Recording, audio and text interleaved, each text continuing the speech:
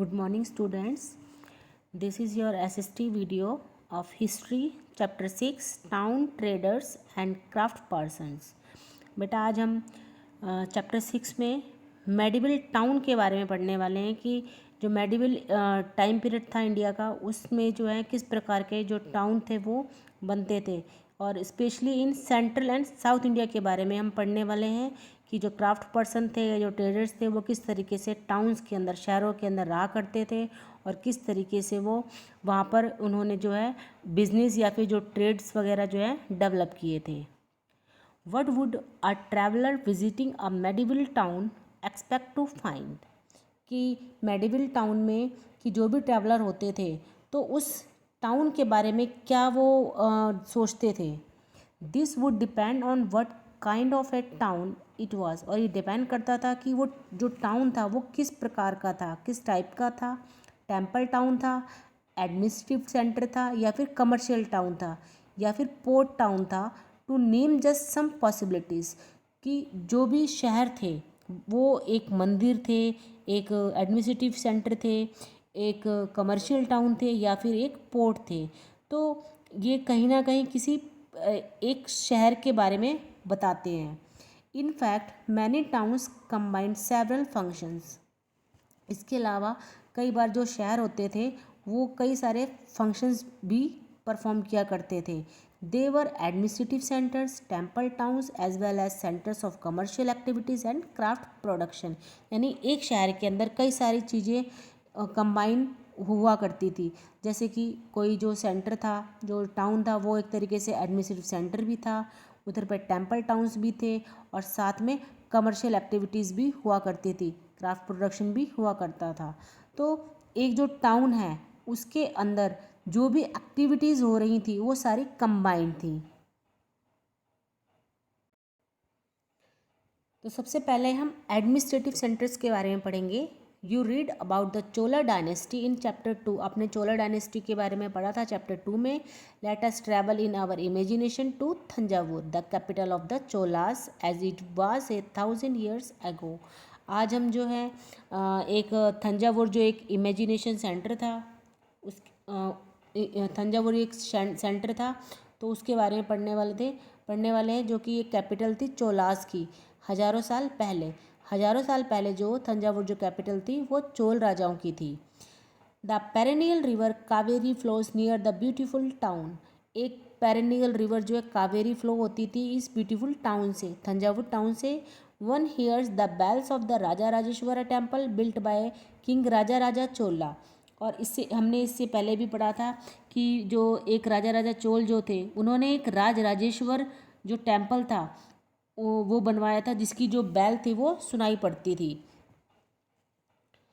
The townspeople are all praise for its architect Kunjara Mallan Raja Raja Perunthachan, who has proudly carved his name on the temple wall. Inside is a massive Shiva linga. और जो लोग थे जो citizens थे वहाँ के तो उन्होंने कुंजरमल राजा राज पेरुथच्चन की जो वास्तुकला थी उस जो आर्किटेक्ट जो था उसकी बहुत ज़्यादा प्रेस करते हुए लोग थकते नहीं हैं कि उन्होंने जो टेम्पल जो था उसके अंदर किस तरीके से बहुत अच्छी आर्ट्स बनाई हुई है. और हमें जितने भी ये राजा राजेश्वरा जो जिन्होंने ये कार्व किया था तो टेम्पल वॉल के ऊपर जो है अपने नाम को भी जो है उन्होंने मंदिर की जो वॉल होती है उसके ऊपर लिखवाया था. और जो मंदिर था उसके अंदर जो है एक शिवलिंग जो इनसाइड उसके अंदर रखा हुआ था. Beside the temple there are palaces with mandapas और पेवेलियंस. टेम्पल्स के अलावा जो शहर था उनमें अनेक पैलेसेस भी थे यानी राजमहल थे, मंडपास थे और पेविलियंस थे. King hold court in this mandapas issuing orders to their subordinates. जो किंग जो थे वो यहाँ पे अपना कोर्ट लगाते थे यानी दरबार लगाते थे इन मंडपास के अंदर और जितने उनके सबॉर्डिनेट्स होते थे उनको ऑर्डर्स इशू किया करते थे. There are also barracks for the army. और यहाँ पर जो थी आर्मी के लिए बैरक्स भी हुआ करते थे. बैरक्स यानी जहाँ पर लोग आर्मी के लोग रहते हैं। The town is bustling with market selling grain. जो टाउन जो था बहुत ज़्यादा बिजी था, ठीक है, तो मतलब बहुत ज़्यादा बिजी टाउन था, और यहाँ पे जो मार्केट थी उसके अंदर जो है ग्रेन, स्पाइसेस, क्लोथ और ज्वेलरी जो है सेल की जाती थी। Water supply of the town comes from wells and tanks. जो वाटर सप्लाई था टाउन के अंदर वो वेल्स और टैंक्स के द्वारा आता था।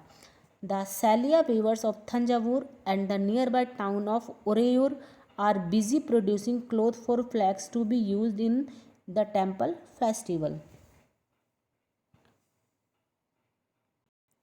जो सालिया वीवर्स थे, वीवर्स यानी बुनकर जो थे थंजावुर के और आसपास के जो दूसरे शहर थे उरेयूर, तो वो जो है मंदिर के लिए एक तरीके से जो फ्लैग्स जो फेस्टिवल में यूज़ होता था, तो वो उस कपड़े से जो है जो फ्लैग्स वगैरह जो है बनाते थे। Fine cottons for the king and nobility and course cotton for the masses. अच्छी क्वालिटी का जो कॉटन, फाइन क्वालिटी का होता था वो किंग के लिए होता था, बाकी जो नोबिलिटी थे यानी जो उसके जो मिनिस्टर्स वगैरह थे उनके लिए कोर्स कॉटन का क्लोथ बनाया जाता था। Some distance away at Swamimalai the sthapatis और sculptors are making exquisite bronze idols and tall ornamental bell metal lamps. और थोड़ी ही दूर पर जो स्वामी मलाई जगह जो थी वहाँ पर जो मूर्तिकार थे, जो स्कल्पचर थे, वो एक तरीके से ब्रोंज की जो है मूर्तियाँ वगैरह बना रहे थे और साथ में मेटल के लैंप्स वगैरह बना रहे थे। तो हमने देखा कि एडमिनिस्ट्रेटिव सेंटर यानी जो चोला डायनेस्टी थी जिसके बारे में चैप्टर 2 में पढ़ा था, तो उसमें एक थंजावुर शहर था जो कि उनकी कैपिटल हुआ करती थी। तो उसके बारे में हमने पढ़ा कि किस तरीके से वहाँ पे रिवर थी, वहाँ पर कावेरी रिवर थी, ब्यूटीफुल थी, साथ में वहाँ पे जो टेम्पल्स थे वो राजा के नाम पर बनाए जाते थे, और जो भी आर्ट्स वगैरह होती थी उसकी बहुत ज़्यादा प्रेज़ की जाती थी। टेम्पल के अंदर जो है शिवलिंग की जो पूजा की जाती थी या फिर जो है उनके स्कल्पचर्स थे। इसके बाद हमने पढ़ा कि जो टेम्पल थे इसमें पैलेसेस के अलावा मंडपास और पेविलियंस भी थे। कई बार जो किंग्स होते थे वो दरबार के अंदर जो है मंडपास के अंदर जो है दरबार लगाते थे, जहाँ से जो है वो अपने ऑर्डर वगैरह इशू किया करते थे। इसके बाद हमने पढ़ा कि जो टाउन जो था, जो शहर थंजावुर जो शहर था बहुत ज़्यादा बस्लिंग था, बहुत ज़्यादा बिजी शहर था। यहाँ पे जो है लोग अपने ग्रेन को, स्पाइसेस को, क्लोथ को और ज्वेलरी को सेल करने के लिए आते थे, और यहाँ पर जो वाटर सप्लाई थी वो वेल्स और टैंक्स के द्वारा की जाती थी। इसके अलावा हमने ये भी पढ़ा कि किस तरीके से जो टेम्पल में जब फेस्टिवल हुआ करते थे तो कुछ जो वीवर्स जो थे तंजावुर के वो जो है फ्लैग बनाते थे क्लोथ्स की। तो ये था इनका एडमिनिस्ट्रेटिव सेंटर्स। अब है temple towns and pilgrimage centres. Temple towns यानी मंदिर के जो शहर थे वो कौन कौन से थे और किस तरीके से जो पिलग्रिमेज का मतलब होता है तीर्थ यात्रा वाले जो सेंटर्स थे वो कौन से थे। Thanjavur is also an example of A temple town. Thanjavur जो एक तरीके से टेम्पल टाउन ही है क्योंकि वहाँ पे राजा राजेश्वर टेम्पल था। Temple town represent a very important pattern of urbanisation. जहाँ पर भी टेम्पल होते हैं तो वहाँ पे एक तरीके से अर्बनाइजेशन होती है, यानी सिटीज़ जो हैं डेवलप होती हैं। द अर्बनाइजेशन का मतलब है the process by which cities develop. Urbanisation का मतलब है कि जिसके कारण जो सिटीज़ हैं वो डेवलप होती हैं। Temples were often central to the economy and society. जितने भी टेम्पल्स होते थे वहाँ पर एक तरीके से इकोनॉमी होती थी, आर्थिक विकास होता था, सोसाइटी भी जो है वहाँ पर बहुत ज़्यादा डेवलप हुआ करती थी। Rulers build temples to demonstrate their devotion to various deities. जितने भी रूलर्स होते थे वो हमेशा टेम्पल्स को बनवाते थे ताकि वो अपने आप को दिखा सके कि हम किस प्रकार से जो डाइटीज़ है, जो देवी वगैरह है या जो भी मूर्ति है जिसकी वो पूजा कर रहे हैं तो उसके प्रति बहुत ज़्यादा डिवोशन रखते हैं। They also endowed temples with grants of lands and money to carry out elaborate rituals, feed pilgrims and priests and celebrate festivals. Pilgrims who flock to the temples also made donations। और साथ में जो temples होते थे उनके लिए जो है काफ़ी सारा ग्रांट्स दिया करते थे, डोनेशन वगैरह दिया करते थे, लैंड दिया करते थे, मनी दिया करते थे। और जितने भी रिचुअल्स होते थे वो वहाँ पे परफॉर्म किए जाते थे। साथ में जो भी पिलग्रिम्स आते थे, ठीक है, और जो प्रीस्ट वगैरह होते थे तो वो सभी जो है फेस्टिवल को सेलिब्रेट किया करते थे। और पिलग्रिम्स जो थे वो काफ़ी जो है एक तरीके से टेम्पल्स को जो है डोनेशन वगैरह देकर जाते थे। तो इस तरीके से जो टेम्पल टाउन्स थे वो बहुत ज़्यादा इम्पॉर्टेंट थे, क्योंकि वहाँ पर मोस्टली सारी जो इकोनॉमी जो थी वो टेम्पल्स के आसपास ही रहा करती थी। यानी जो भी ट्रेड्स वगैरह जो है वो टेम्पल्स के आसपास ही होता था। Bronze, bell, metal and the lost wax technique. अब यहाँ पर एक ब्रोंज की स्टैचू देख रहे हैं आप, ठीक है। तो ये जो है मेडिवल जो टाइम पीरियड था उस टाइम पीरियड पे ब्रोंज का जो है ज़्यादा यूज़ किया जाता था, और ब्रोंज का यूज़ जो है वैक्स टेक्निक के साथ में यूज़ किया जाता था। तो इसके बारे में दे रखा था कि किस तरीके से ब्रोंज की जो स्कल्पचर है, मूर्ति जो है वो बनाई जाती थी। Bronze is an alloy containing copper and tin. Bronze एक अलॉय है जिसको जो है कॉपर और टिन से बनाया जाता है, मिला के बनाया जाता है। Bell metal contains a greater proportion of tin than other kinds of bronze. जो बेल मेटल जो है उसके लिए जो है सबसे ज़्यादा जो है टिन का जो है प्रोपोर्शन मिलाया जाता है ब्रोंज के साथ। This produces a bell like sound, और जिसके कारण जब हम बेल बजाते हैं तो उसकी साउंड आती है। Chola bronze statues were made using the lost wax technique. जो चोला ब्रोंज स्टेचूज था वो लॉस्ट वैक्स टेक्निक के द्वारा बनाया जाता था। First an image was made of wax. सबसे पहले एक इमेज बनाई जाती थी वैक्स से, यानी जो मोम होता था उससे बनाई जाती थी। This was covered with clay and allowed to dry. और उसके बाद जो उसको क्ले से, यानी जो चिकनी मिट्टी होती थी उससे जो उसको कवर किया जाता था और उसको फिर ड्राई किया जाता था।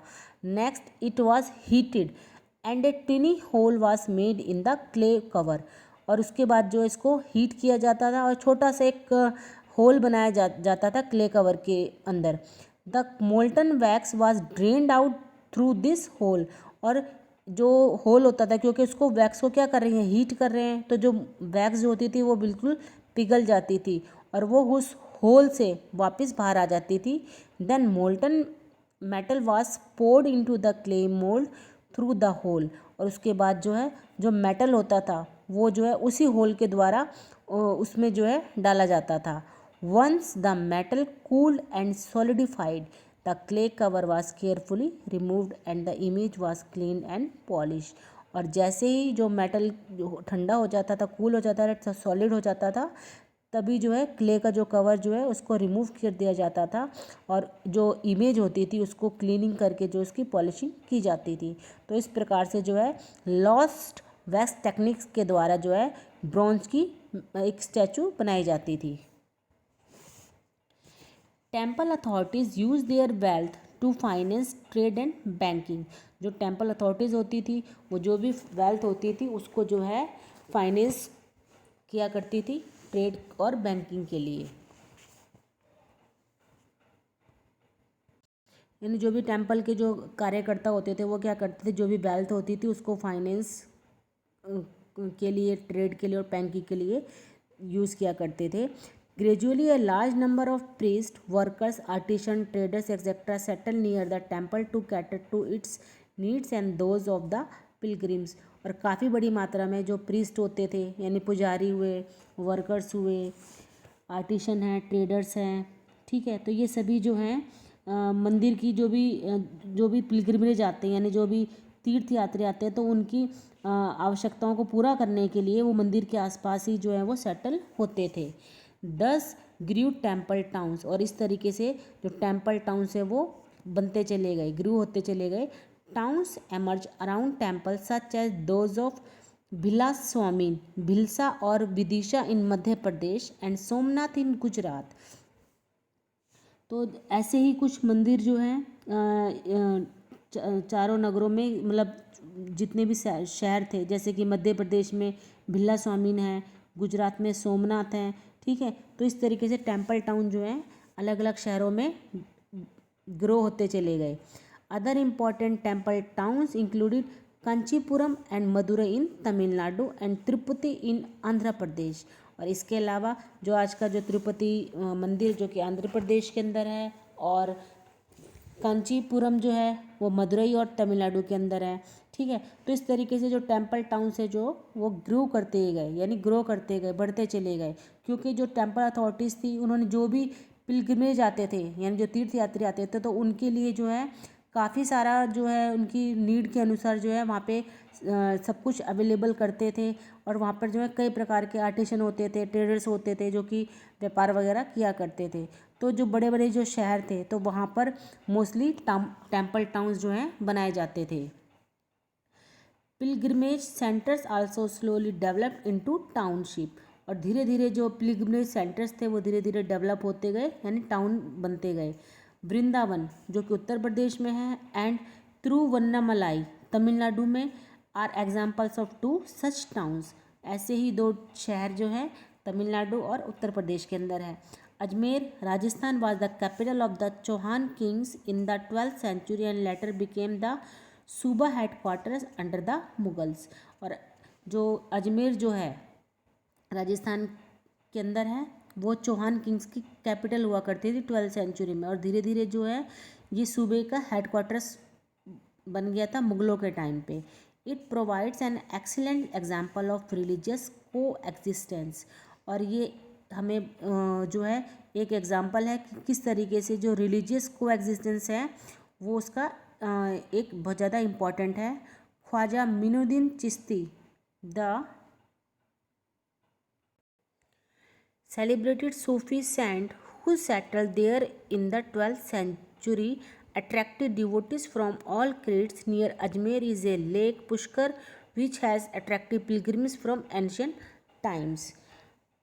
और एक बहुत ज़्यादा फेमस सूफी संत थे ख्वाजा मोइनुद्दीन चिश्ती, तो वो जो हैं यहाँ पर 12th सेंचुरी में आकर बस गए थे, और उनके जितने भी जो फॉलोअर्स थे वो जो हैं अलग अलग रिलीजन्स के हुआ करते थे। और अजमेर के पास ही पुष्कर एक लेक है जहाँ पर एंशियंट टाइम से ही जो पिलग्रिमेज यानी तीर्थ यात्री जो हैं वो आते रहे हैं।